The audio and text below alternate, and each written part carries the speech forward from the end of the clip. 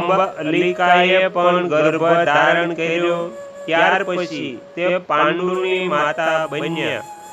1 વર્ષ પછી સત્યવતીએ ફરીથી વહુને પુત્ર ઉત્પન્ન કરવા પ્રેરિત કરી। મુનિવર વ્યાસજીને બોલાવી તેમને વિનયપૂર્વક કહી રાત્રિના સમયે તેમને શયનખંડમાં મોકલ્યા। તે વખતે ત્યાં વહુ પોતે ન ગયા અને તેમની દાસીને મોકલી।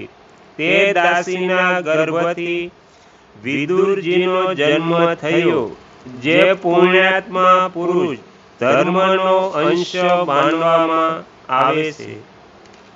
તો અહીંયા શ્રીમદ દેવી આગળના વિડીયો જોવા માટે આ ચેનલને સબસ્ક્રાઈબ કરો અને જો આ વિડીયો પસંદ આવ્યો હોય તો લાઈક કરો।